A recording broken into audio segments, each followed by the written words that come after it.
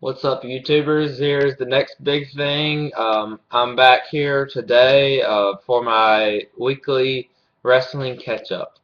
Normally, I post this video on Sunday night right before bedtime. Last night, I felt the need to respond to one of Deluxeman's videos. I, um, so I did that instead. Now today, I'm posting my wrestling catch-up. There's not a whole lot of news going on right now, but there's some pretty big news that I would like to address. Now, first thing is the fact that there is no WWE Champion right now. Now that is interesting because it's another unique layer to this storyline that we got going on right now with the corporation. Because I don't remember a time when there. I'm assuming we won't crown a WWE Champion until Hell in a Cell because for one, Battleground is not big enough pay-per-view, and number two, there is a perfect opportunity here to have an Iron Man match, 30 minutes or an hour Iron Man match at Battlegrounds. Um, sorry. 30 minutes to an hour Iron Man match at Battleground, and in a draw, come out, no WWE Champion, and then have the final match of the feud at Hell in the Cell to crown the WWE Champion. Now that would make it, I believe, 6 weeks that we have no champion, which is very interesting because I can't remember a time when that happened. Another unique part. Now we always say we're rehashing storylines. We're doing it again. Well, first of all, the corporation storyline was 15 plus years ago, um, and I'm 19 years old. I'm about pretty good age for an internet wrestling fan, and I was not following wrestling as closely as I am now back in the Attitude Era. So I don't even remember. The only reason I remember everything about it is because it's on so many DVDs. Who's to say that this era is not going to have DVDs all about it too? So this is I mean, I think this is great stuff. I'm really enjoying what's going on with the no WWE champion thing. The fact that it leaves you suspense on who's going to be the next champion, Daniel Bryan, Randy Orton, or will they? Now they've got leaving you suspense on saying like we don't know if they're being tempted about Randy Orton, so maybe they're going to give Daniel Bryan a new opponent. Who knows? So I'm really intrigued about that. I'm not sure how I feel. I know it's unique. I'm not sure how I feel about it yet. I'll tell you in about 10 years when we look back on this period in time how I feel about this. The next topic I want to talk about is Smackdown. I did watch it this week. I'm starting to watch it more often on Hulu Plus, that is.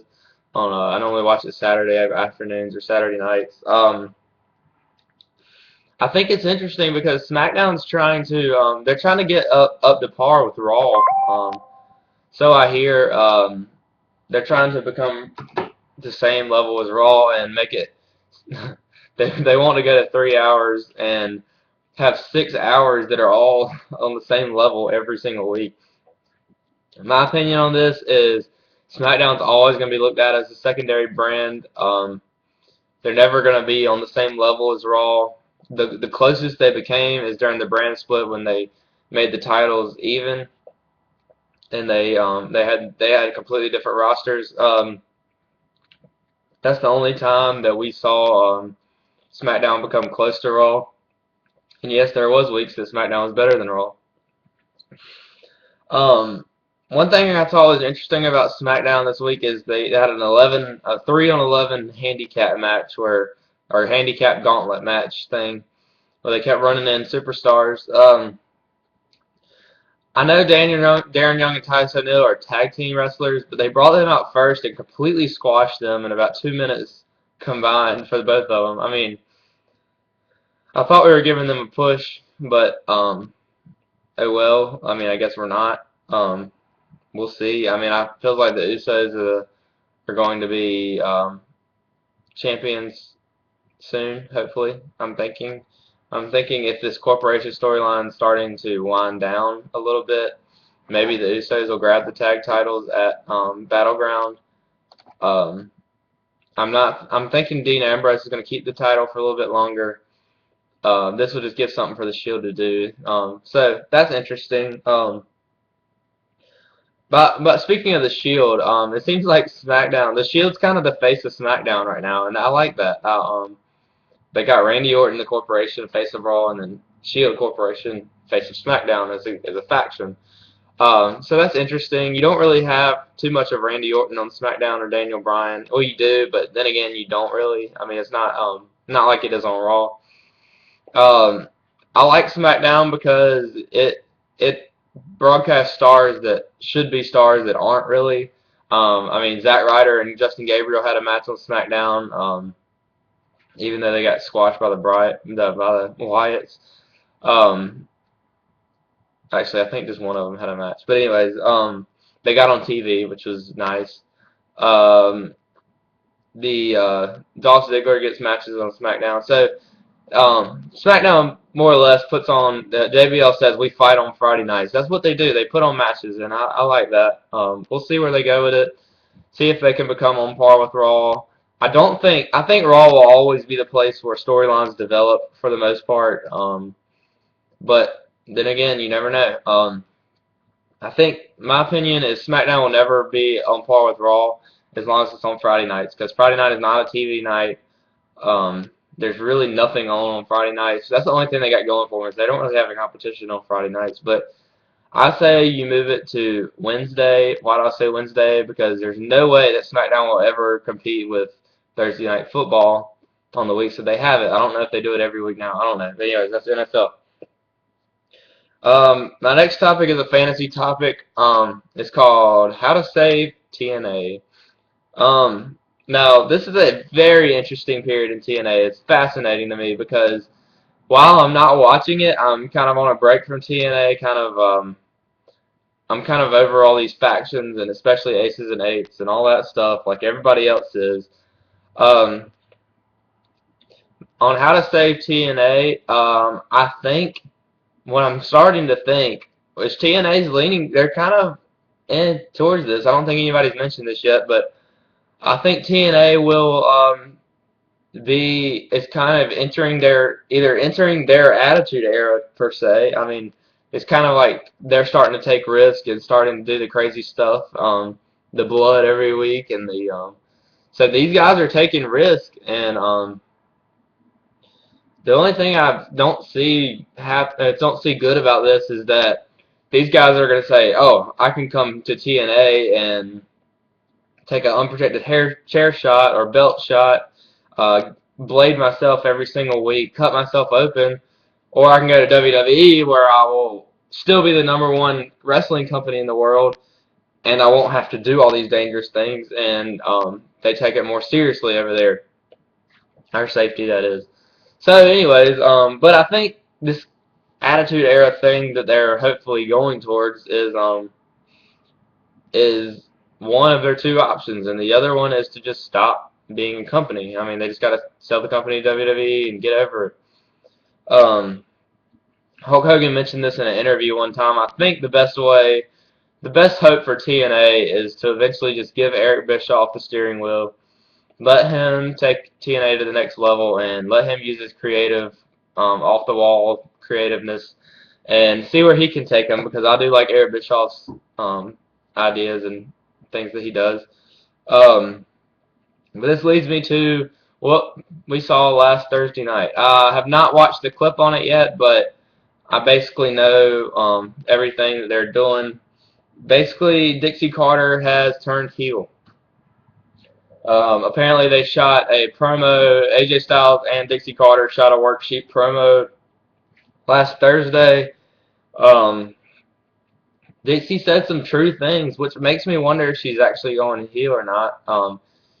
AJ's not putting on great matches. I mean, I don't know if this is either a setup. This is either Dixie being a good friend to AJ and being like, well, you don't put on good matches, and then all of a sudden AJ is going to start putting on these classics, or Dixie Carter's becoming the evil boss, just like, I mean, the classic evil boss role that we've been seeing in WWE for 15 years.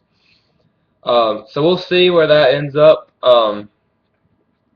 It could be interesting. It could make if she is turning heel, it could make the hashtag Ask Dixie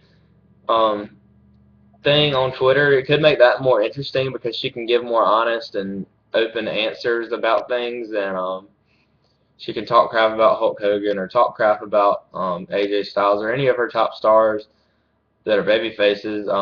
She can talk down about them, and instead of having to give generic babyface answers that nobody wants to hear. So that's a good thing. That's the bright side of this. I hope that TNA does something crazy, so I'll start watching it again. I hope they get risky. I hope they get start pushing the envelope. I'm excited about it. We'll see where they go with it. Right now they've got one good storyline, and that's the AJ Styles Dixie Carter storyline. I don't care about the main event Mafia. Now, I do want to say that Hulk Hogan's contract expires in 1 week, October 1st. Sting's contract expires at the end of this year. That's the Mickey James' contract is currently expired, I think, or it's expiring soon or something. They haven't worked out a deal yet. And Ken Anderson's contract is expiring. Matt Morgan's gone, obviously. Devon's gone, obviously. So, good job, TNA. You're getting rid of some of your old stars. Hopefully, you'll let Sting and Hogan go. Hopefully, I can't wait to see it. Now, if Sting's contract expires from TNA and he becomes a surprise entrant in the 2014 Royal Rumble, I will shit. I will shit my pants and right in front of the TV in the Royal Rumble. If Sting ever comes to WWE, even if he doesn't, I'm not saying he has to be in the Royal Rumble. That's just a way to put him in. But you could bring him in early February, build him up with The Undertaker, and finally have the dream match that everybody wants to see: Sting versus The Undertaker at WrestleMania 30. That's literally, out of all the dream matches that I could think of, that might be my #1 dream match. My only other one would be Stone Cold versus CM Punk, because they're similar characters in a way. I mean, if you know what I'm saying, they're similar in a way. Either that or Daniel Bryan versus Shawn Michaels. I don't know if they've ever competed, but those would be my top 3 dream matches. We'll see. I think the only one that has a chance of happening is Sting and Undertaker. So let's hope for it. Let's hope it happens, because I will shit my pants, like I said. Let's see here. Is there anything else? I've got all my notes taken care of, but sometimes I think of stuff off the fly. I haven't watched Main Event or Superstars lately. I did not post the NXT review.